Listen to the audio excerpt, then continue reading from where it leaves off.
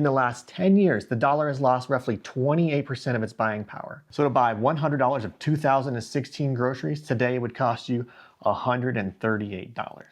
Now, we're not stupid. We all know that when we go to the grocery store, prices are ridiculous. I remember when I got married in 2003, we went to the grocery store, we went to Walmart, and we filled up 2 carts to the top of everything we needed to at our new house: silverware, napkin holders, napkins, and condiments. We didn't have any condiments. We didn't have anything because we just got married. We didn't live together before. We lived with our parents. So we had to buy everything with salt, pepper, shakers. I mean, the whole kit and caboodle. We had 2 carts completely full of groceries and things like that. Was $300. $300. Now, if you go get a quarter of a cart, it's $300. It is absolutely insane how much everything has turned out to be costing now. What's even crazier is housing. A $200,000 house in 2016. It's only 10 years ago. This is when Trump first got elected. This video isn't about Trump. I'm just talking about the last 10 years. What I'm saying is doesn't seem like that long ago. And for a $200,000 house today is now a $360,000 house. What's crazier than that is our interest rate in 2016 for mortgages was about 3.7%. And now we're at like 6.5%. So your monthly payment on that house in 2016, $925. 2026, now the house is $360,000 and your interest rate is 6.5%. Well, what does that mean? Your monthly payment would be $2,300. $2,300. That is absurd. From a $925 monthly payment to a $2,300 monthly payment is an increase of 150%. In 10 years, to live in the same house, it costs you 150% more. I'm mind blown. So if you were making $60,000 in 2016 and had to pay that same payment and live the same lifestyle, you would need to make $150,000 in 2026. I know that people that were making $60,000 in 2016 are not making $150,000 in 2026. Our salaries are not keeping up with the lifestyle we used to have that same lifestyle today. The $1 an hour annual raise that you're getting, yeah, that's not cutting it. No wonder everybody's on some kind of anxiety or depression pill or wants to put a gun in their mouth. Inflation is draining our wallets. That's what this video is about. Inflation. You know what's even crazier is how much the corporation's owners are worth today versus what they were worth in 2016. Let's look at some of the big ones. Let's start with Jeff Bezos. Everybody knows who that is, the founder of Amazon. Jeff Bezos' net worth in 2016 was between $40 and $50 billion. Today, his net worth, $220 billion. Seems like his salary is keeping up. Let's talk about our favorite billionaire, Elon Musk, who doged everybody out of a job in the government. His net worth in 2016 was roughly $10.7 billion. Let that sink in. His net worth today, $800 billion. Something doesn't seem right. Let's talk about our always low price favorite store, Walmart. The Walton family. Sam Walton started Walmart, and since he died, he left his shares to his family. His family's net worth, I'm talking about everybody's combined net worth in 2016 was $130 billion. Today, $450 billion.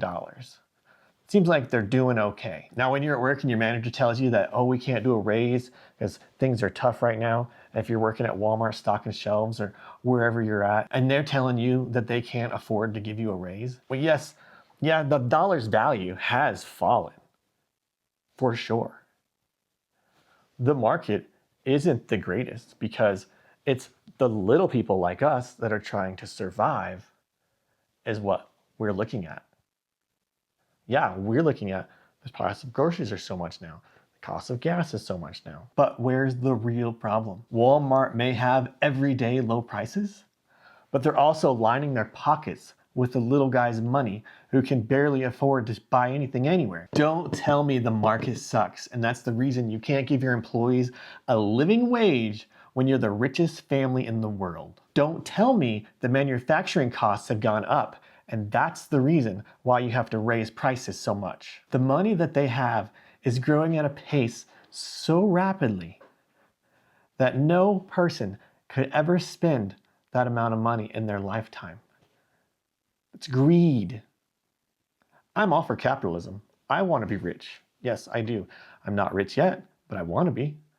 And the only way I'm going to get there is by working my tail off, apparently. Let's look at oil. Why has the price of oil gone up 40% a barrel when only 20% of the world's oil goes through the Strait of Hormuz? Answer me that. Greedy corporations. In the last quarter of 2025, this is pre-Iran strikes, ExxonMobil had profits of in excess of $6.5 billion. And that's when oil was at $70 a barrel. Now it's gone up to between $100 and $120 a barrel, when only 15% of Exxon's oil comes through the Strait of Hormuz. Makes sense, right? We're going to let the markets do what they do and gouge all of us in the process. The question is, what can we do to pad ourselves from the future dollar devaluation? It's going to happen. Inflation's going to continue to rise. It's going to be out of our control. How do we, as consumers, combat this? The best thing to do? Start your own company.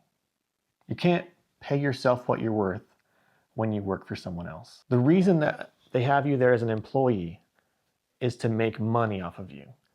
It's not because they like you. It's not because they want you to be around them and hang out.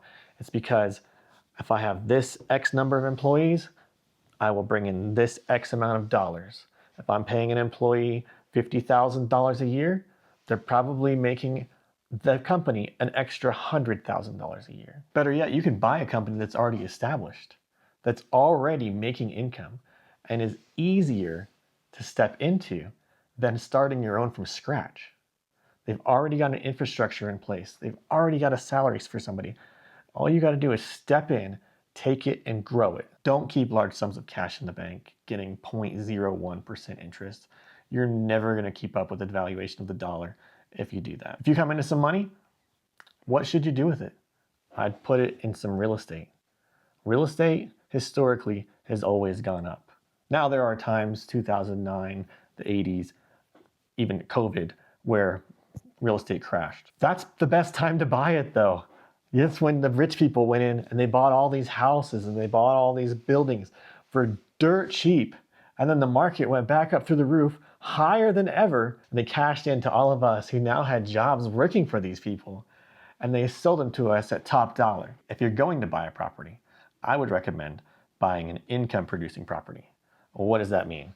Something you can rent out, whether it's a commercial building, a residential property, a fourplex, an apartment complex. Because as that asset appreciates in value, you can also concurrently be putting money in your pocket every day. That will also maintain the property, pay your property taxes and your insurance without anything coming out of your pocket.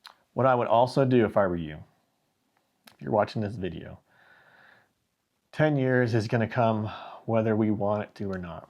It's going to be 2036 in 10 years. Time is the one thing we can't stop. But what we can do is develop ourselves. We can learn new skills. We can figure things out because that's what we are. We're humans that can figure things out. Go to trade school, get a nursing degree, become a doctor, become a lawyer. Do it the cheapest way possible. You don't have to go to Harvard. You don't have to go to Johns Hopkins. But you can get that degree and you can get a job and you can start building wealth. You can start buying the real estate. You can start building something for you that will outpace the devaluation of the dollar, that will outpace inflation, so that in 10 years from now, you can go, wow, I'm really glad I started in 2026. The best time to start was 30 years ago. The next best time is right now. If you're working at Walmart right now as a cashier, I have nothing against that. But if you're still doing that in 10 years, in 2036, I guarantee you your pay is not going to be that much different. You're not going to be able to afford more than you do now. You're going to be able to afford less. And that will be your fault because you decided not to do anything. You stayed complacent. You stayed in the safe job. It's up to you. Like, go out there and do something.